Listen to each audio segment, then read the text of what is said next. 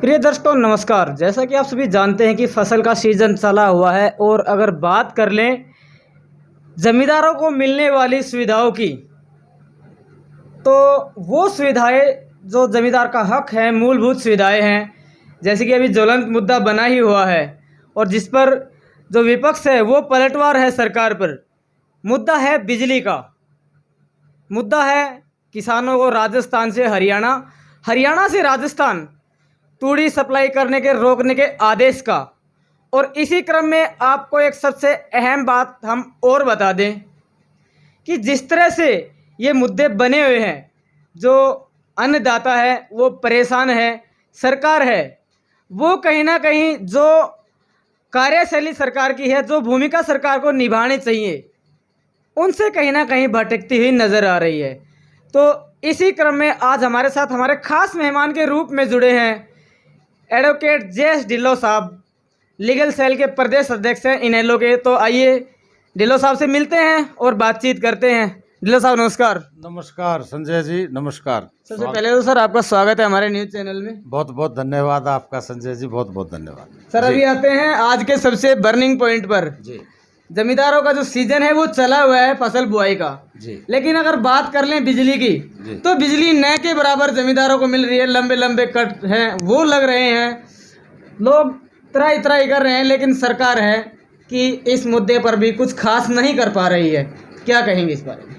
पहले तो जो चौधरी ओम प्रकाश जी चौटाला एक बात आमतौर पर कहा करते हैं, मैं उसको दोहराना चाहूँगा जी।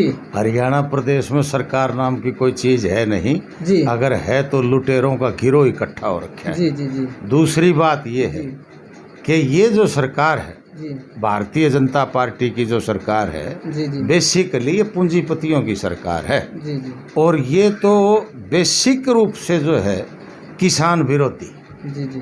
और इनके हाथ से तो किसान का भला ना कभी पहले हुआ और ना आगे होने की कोई उम्मीद है। जी। तो इनसे अगर हम ये उम्मीद करें कि किसान का ये भला करेंगे तो वो बात बेमायने। जी जी। किसान भाइयों को, क्योंकि मैं वकील बाद में हूँ, मैं किसान का बेटा और खुद एक किसान में पहले हूँ। किसान भाइयों से मैं ये कहूँगा कि अगर कुछ करना है तो जैसा सर छोटू राम ने कहा था कि ए भोले किसान मेरी दो बात मान ले, दुश्मन बोलना ले सीख और दुश्मन पिछाड़। तो किसान भाइयों से मैं ये कहूँगा कि एक तो बोलना सीख लो और दूसरा तुम्हारा दुश्मन कौन है उसको पिछाड़ लो। और ये जो आज की तारीख में हरियाणा में जो सत्तासीन लोग हैं ये किसान के दुश्मन हैं। तो किसान वर्ग का अलग अगर भला किसी ने करा तो अपने ज़माने में सर छोटू राम ने किया, उसके बाद अगर मौका मिला तो आदरणीय चौधरी चरण सिंह जी ने किया, उसके बाद अगर किसान का रहनुमा बन करके कोई आया तो जननायक चौधरी देवीलाल जी आए। और चौधरी देवीलाल के सपने जो अधूरे रह गए थे उनका पूरा करने का जो काम है वो चौधरी ओम प्रकाश चौटाला कर रहे हैं। और चौधरी ओम प्रकाश चौटाला का अगर सहयोग कोई इस बारे कर रहा है तो उस शख्स का नाम अभय सिंह चौटाला है। किसान का आंदोलन अपने आप में एक ऐतिहासिक आंदोलन, 13 महीने तक सड़क पर बैठ करके सर्दी गर्मी बरसात बीमारी भूख प्यास किसी चीज़ की परवाह ना करते हुए और ऐसे जालिम हुक्मरान को मजबूर कर दिया कि माफ़ी मांगी, टेलीविज़न पर आके समूचे देश के सामने माफ़ी मांगी और उसने अपने कानून जो है वो वापस लेने का काम किया।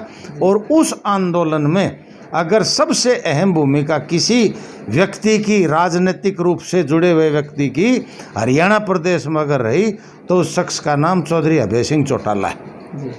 4000 से ऊपर विधायक और सांसद इस देश में केवल और केवल अभय सिंह चौटाला, जिसने विधानसभा की सदस्यता से त्यागपत्र दे करके किसान आंदोलन को मजबूत करने का काम किया। ये जबानी कलामी बात नहीं, तारीख समय और स्थान इस बात का गवाह है। और आइंदा भी अगर किसान का भला कोई करेगा तो उस शख्स का नाम चौधरी अभय सिंह चौटाला है। चलो अभी बात करते हैं सबसे ज्वलंत मुद्दे पर, जिस पर मैं सबसे पहले भी आया था। बिजली का मुद्दा है। बिजली के बारे में सरकार का पूरी तरह से फेल्योर है इस गर्मी में। जहाँ तक चौधरी रणजीत सिंह का सवाल है, वो एक ईमानदार व्यक्ति हैं। व्यक्तिगत रूप में मैं उनकी बहुत उनका सम्मान करता हूँ, प्रयासरत भी हूँ, लेकिन ऊपर और नीचे ऐसे घाघ बैठे हैं कि चौधरी रणजीत सिंह कुछ कर नहीं पा रहे हैं और हरियाणा प्रदेश में बिजली की हालत बेहद खराब।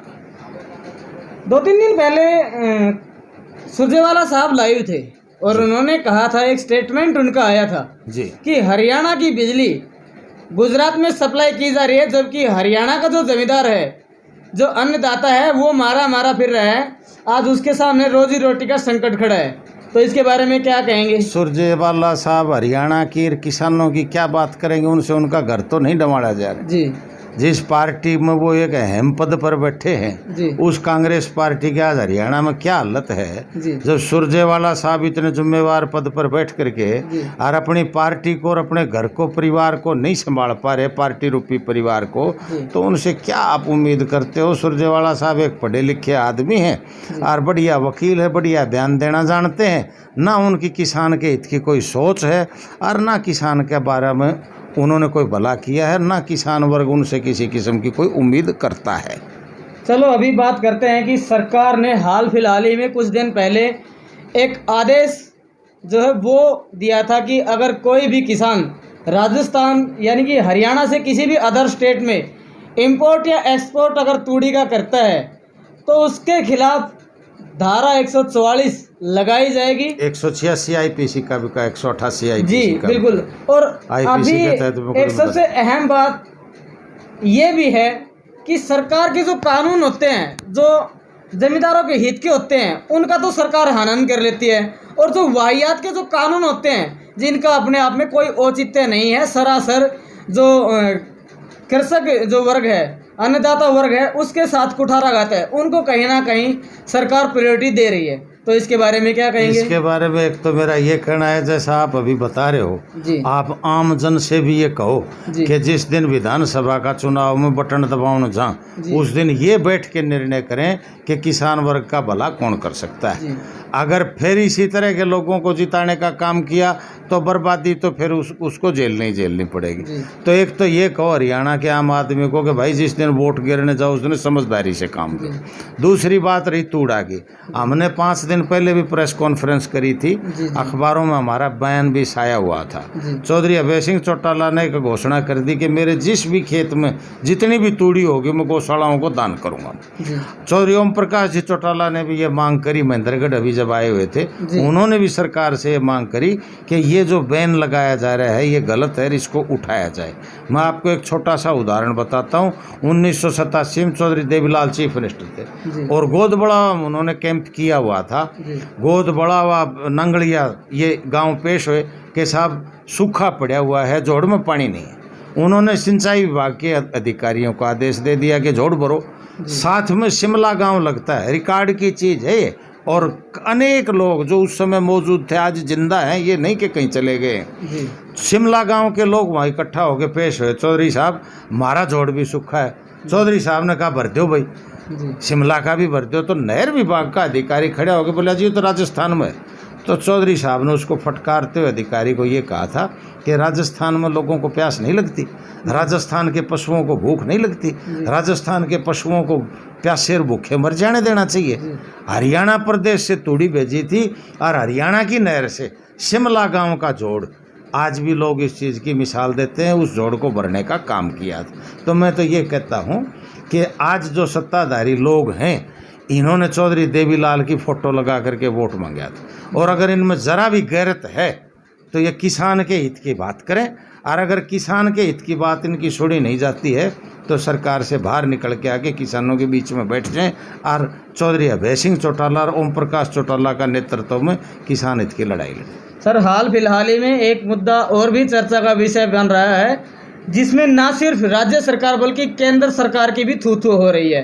तालू गांव से एक नौजवान जो पिछले काफ़ी समय से फौज की तैयारी कर रहा था, 3 साल से सरकार ने कोई भी भर्तियां नहीं निकाली हैं और वो जवान ओवरेज होने की वजह से परेशान होकर अपने भविष्य को अंधकार में होते हुए देखकर सुसाइड कर गया, और जिस पर राजनीति भी की जा रही है। और यहाँ तक कि जो रिटायर्ड जो फौजी हैं वो भी तालू गाँव में जुटना शुरू हो गए हैं। तो क्या कहेंगे इस पर? ऐसे हुक्मरानों के हाथ में अगर हुकूमत होगी ना जी तो देश बर्बाद ही होगा जी।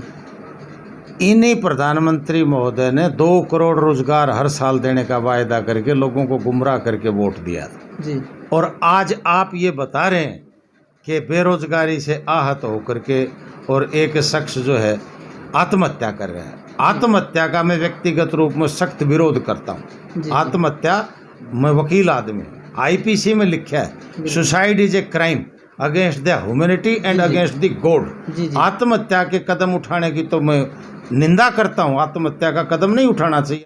मैं एक लॉ ग्रेजुएट हूँ, प्रोफेशनल वकील हूँ। आईपीसी में ये लिखा है suicide is a crime against the humanity and against the God.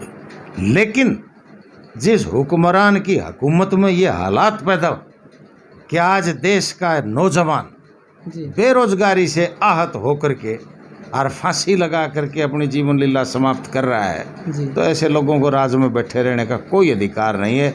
Lal Bahadur Shastri ji किसी ज़माने में रेल मंत्री होते थे। एक रेल दुर्घटना हो गई थी और जब शास्त्री जी को ये पता लगा कि रेल दुर्घटना होगी, उन्होंने तुरंत प्रभाव से अपने पद से इस्तीफा दे दिया था। तो अगर ज़रा भी नैतिकता बची है तो इस हरियाणा प्रदेश के मुख्यमंत्री को और भारतवर्ष के प्रधानमंत्री को तुरंत प्रभाव से बेरोजगारी की हालत को देखते हुए अपने पदों को त्याग देना चाहिए। सर, आज के हमारे खास साक्षात्कार का एक आखिरी और ज्वलंत सवाल रहेगा। बताइए। कुछ समय पहले सरगर्मियां थी कि भी इनेलो और जेजेपी पार्टी जो किसी समय में अपने राजनीतिक हितों को देखते हुए अलग अलग हुई थी, फिर से एक हो सकती हैं, क्या कहेंगे इस बारे में? देखो, इस बारे में तो मैं तो पार्टी का कार्य करता हूँ जी। चौधरी ओम प्रकाश जी चौटाला हमारे सुप्रीमो हैं जी, वो परिवार के भी मुखिया है जी। इस बारे में तो चौधरी साहब ओम प्रकाश जी चौटाला से आप अगर सवाल करें जी, तो वो मेरे से बहुत ज़्यादा बेहतर बता पाएंगे, क्योंकि ये उनके परिवार का मामला है।